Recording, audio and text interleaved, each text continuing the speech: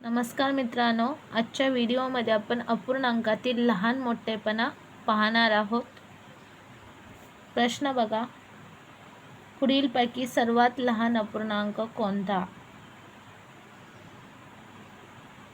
7/8, 6/7, 8/9, 5/6।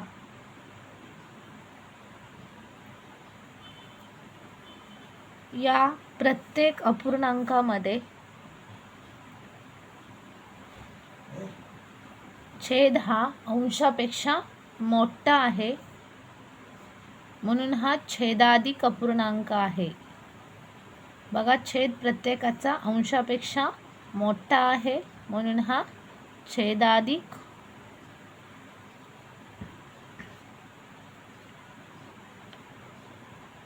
अपूर्णांक आहे।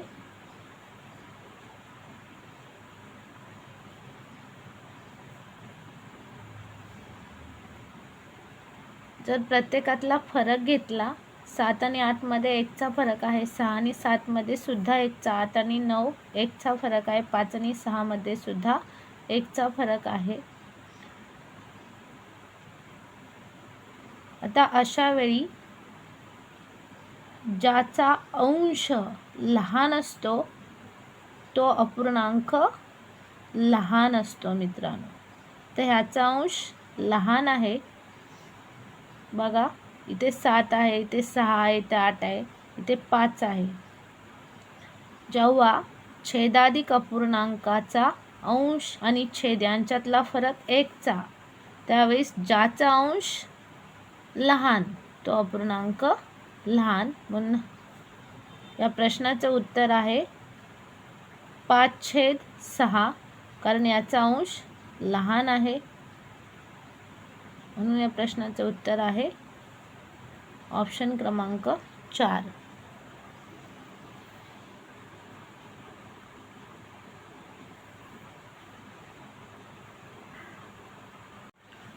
पुढीलपैकी सर्वात मोठा अपूर्णांक कोणता? 5/7, 13/15, 7/9, 11/13। जर बघितलं मित्रांनो, तर प्रत्येक अपूर्णांकाचा छेद हा अंशापेक्षा मोठा आहे, म्हणून हा छेदाधिक अपूर्णांक आहे मित्रांनो। जर यातला फरक घेतला, तर यातला फरक आहे 2चा, 5 आणि 7 मध्ये 2चा फरक आहे, 13 आणि 15 मध्ये सुद्धा 2चा फरक आहे, 7 आणि 9 मध्ये सुद्धा 2चा फरक, 11 आणि 13तला जर फरक काढला तर तो 2चा आहे। तर यांच्यातला फरक तर सारखा आहे, आणि तसेच हा छेदाधिक अपूर्णांक आहे मित्रांनो। अशा वेळी ज्याचा अंश मोठा, आता यात कोणाचा अंश मोठा आहे, कोणत्या अपूर्णांकाचा अंश मोठा आहे, तर 13/15चा अंश मोठा आहे, 13 आहे, म्हणून हा सर्वात मोठा अपूर्णांक आहे। या प्रश्नाचं उत्तर आहे ऑप्शन क्रमांक 2, 13/15। ज्याचा अंश मोठा तो अपूर्णांक मोठा। प्रश्न क्रमांक 3 बघा, पुढीलपैकी सर्वात लहान अपूर्णांक कोणता? 14/17, 5/8, 11/14, 8/11। मित्रांनो बघा, प्रत्येकाचा छेद हा मोठा आहे, म्हणून हा छेदाधिक अपूर्णांक आहे। जर यांच्यातला फरक काढला तर बघा कितीचा येतोय, 14 आणि 17 मध्ये 15, 16, 17 3चा फरक आहे, 5 आणि 8 मध्ये 3चा फरक आहे, 11 आणि 14 मध्ये 3चा फरक आहे, 8 आणि 11 मध्ये 3चा फरक आहे। म्हणजे फरक तर सारखा आहे अंश आणि छेदामधला। प्रत्येक अपूर्णांकाचा फरक सारखा आहे अंश आणि छेदातील। तर अशा वेळी काय करायचं, इथे लहान अपूर्णांक शोधायचा आहे। मग कोणत्या अपूर्णांकाचा अंश लहान आहे? इथे 14, इथे 5, इथे 11, इथे 8। 5 हा सर्वात लहान अंश आहे, म्हणून 5/8 हा सर्वात लहान अपूर्णांक आहे। ज्याचा अंश लहान तो अपूर्णांक लहान। त्यामुळे या प्रश्नाचं उत्तर आहे ऑप्शन क्रमांक 2 5/8. प्रश्न क्रमांक 4 बघा, पुढीलपैकी सर्वात मोठा अपूर्णांक कोणता? 16/15, 13/12, 6/5, 9/8. प्रत्येक अपूर्णांकाचं जर निरीक्षण केलं तर अंश हा छेदापेक्षा मोठा आहे बघा, म्हणून हा अंशाधिक अपूर्णांक आहे. जर प्रत्येकातला फरक घेतला, 16 आणि 15 मधला फरक घेतला तर 1चा आहे. 13 आणि 12तील फरक 1चा आहे. 6 आणि 5 फरक 1, 9 आणि 8 फरक 1, म्हणजेच प्रत्येक अपूर्णांकाचा फरक 1 आहे. तसेच हा अंशाधिक अपूर्णांक आहे. अशा वेळी मित्रांनो, ज्याचा अंश आणि छेद लहान तो अपूर्णांक मोठा. आता 6 आणि 5 या अपूर्णांकाचा अंश आणि छेद सगळ्यात लहान आहे, सर्व अपूर्णांकामध्ये लहान आहे, म्हणून हा अपूर्णांक मोठा आहे. या प्रश्नाचं उत्तर आहे ऑप्शन क्रमांक 3. प्रश्न क्रमांक 5 बघा, पुढीलपैकी सर्वात लहान अपूर्णांक कोणता? जर मित्रांनो प्रत्येकातील फरक घेतला तर तो वेगवेगळा आहे अंश आणि छेदातील. अशा वेळी काय करायचं, भागाकार पद्धतीनंच या प्रश्नाचं उत्तर आपल्याला मिळवावं लागेल. 3/4 लिहून घेते, तर भाग देते 4ने 3ला. 4ने 3ला भाग जात नाही म्हणून शून्याचा भाग लावते. दशांश चिन्ह झाले 30. 3वर सुद्धा मी शून्य घेतला. 4×7 28 राहिले 2. 4×5 20. 3/4चं उत्तर आलेलं आहे. भाग लावून 0 दशांश चिन्ह 7/5. त्यानंतर 7/9.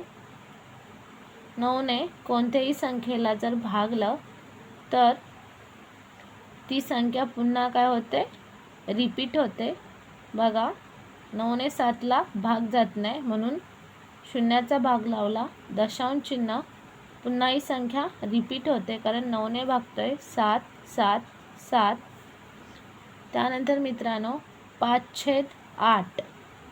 8ने 5ला भाग जात नाही म्हणून शून्याचा भाग लावला. दशांश चिन्ह, त्यानंतर 5वर शून्य दिला. 50 झाले. 50/8.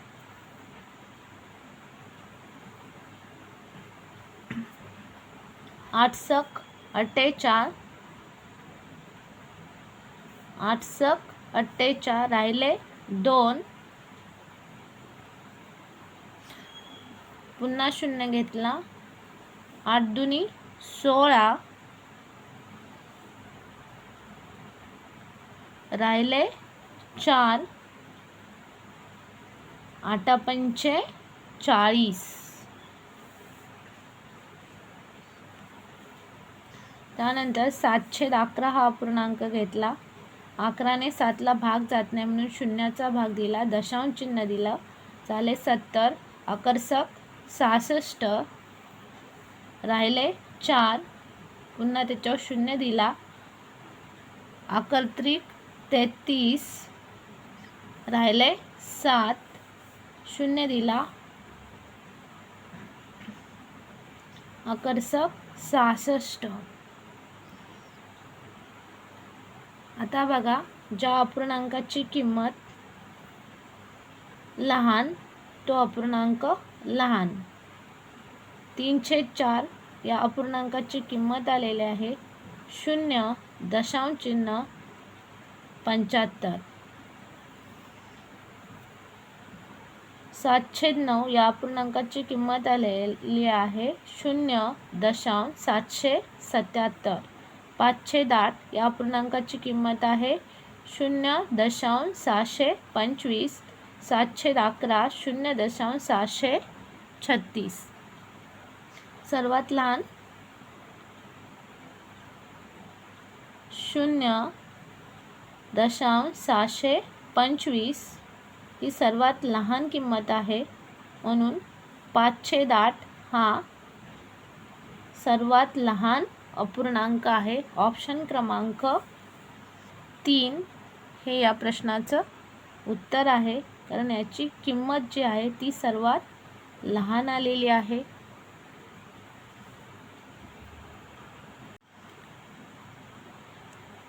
प्रश्न क्रमांक 6 बघा. पुढीलपैकी सर्वात मोठा अपूर्णांक कोणता? बघा, प्रत्येक अपूर्णांकाचा छेद हा अंशापेक्षा मोठा आहे, म्हणून हा छेदाधिक अपूर्णांक आहे.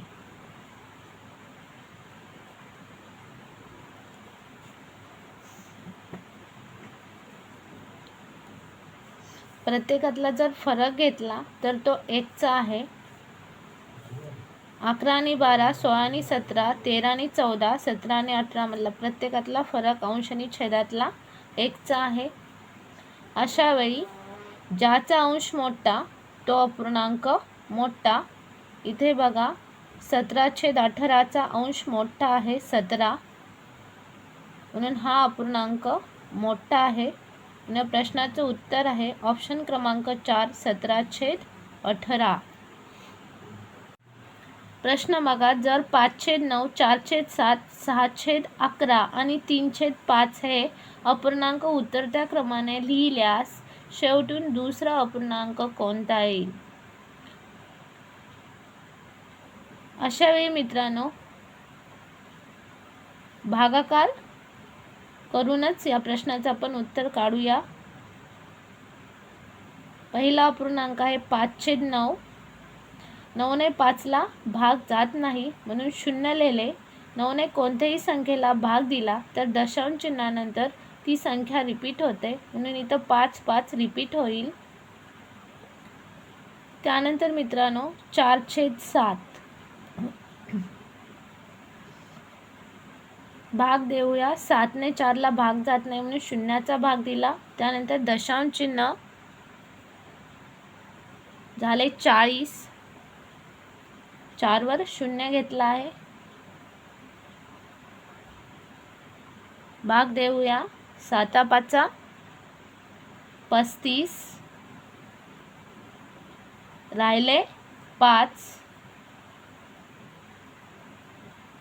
पुन्हा 0 घेतला.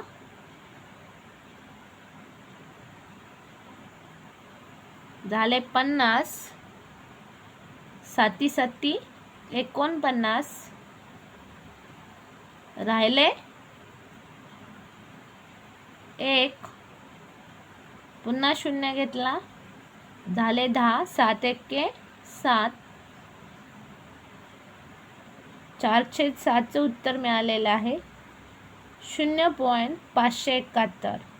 त्यानंतर 6/11.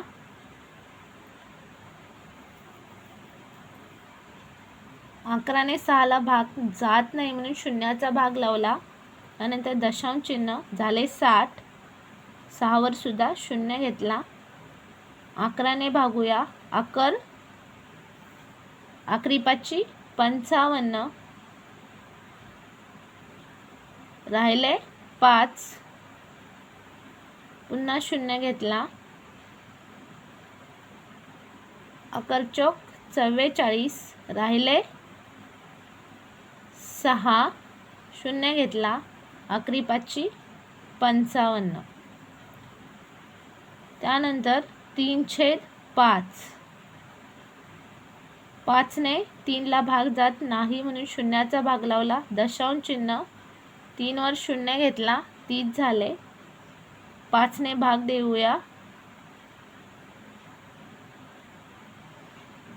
5 30.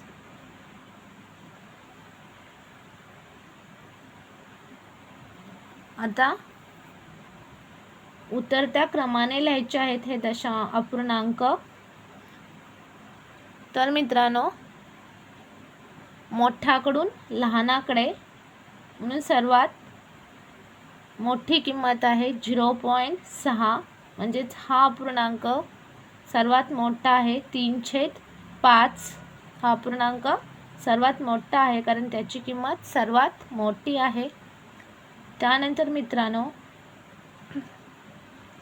4/7ची किंमत 0.571 आहे, म्हणून 4/7.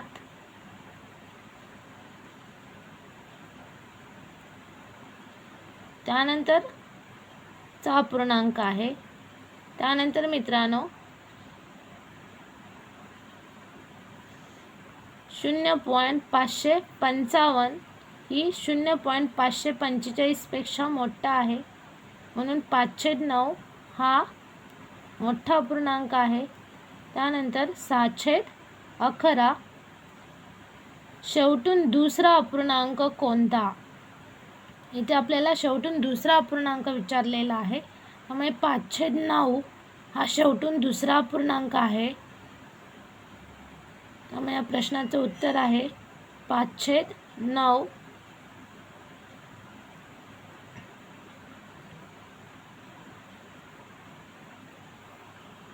प्रश्न क्रमांक 8 बघा. पुढीलपैकी सर्वात मोठा अपूर्णांक कोणता. 5/7, 9/13, 8/11, 13/18 हा छेदाधिक अपूर्णांक आहे मित्रांनो, पण प्रत्येकातला जर फरक काढला तर तो वेगवेगळा आहे अंश आणि छेदामधला. अशा वेळी काय करायचं, तर तिरकस गुणाकार करायचा. 5/7 आणि 9/13 मध्ये मी तिरकस गुणाकार करते.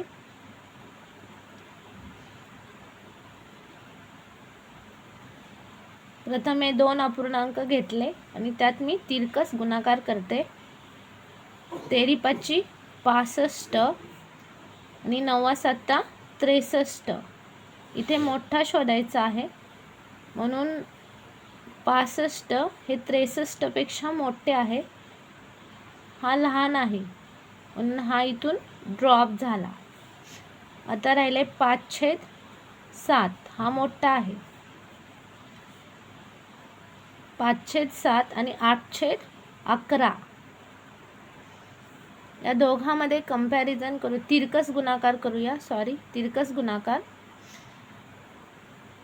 11×5 55, 8×7 56. आता हा अपूर्णांक मोठा आहे 8/11.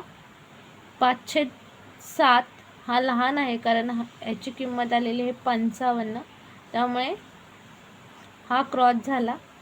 पहिला 8/11 आणि 13/18 यांच्यात जर क्रॉस मल्टिप्लिकेशन करूया. 18×8 44, 13 आणि 11 11×3 33, अच्छे गेले 3, 11×1 11, 11×3 14. म्हणजेच ह्या दोघांमध्ये जर कंपेअर केलं तर 144. 8/11ची किंमत आहे, म्हणजेच हा अपूर्णांक मोठा आहे. 8/11 ऑप्शन क्रमांक 3 हे या प्रश्नाचं उत्तर आहे. 13/18 143 आणि 8/11 144, म्हणजेच ही किंमत मोठी आहे, म्हणून 8/11 हा सर्वात मोठा अपूर्णांक आलेला आहे. ऑप्शन क्रमांक 3 या प्रश्नाचं उत्तर आहे.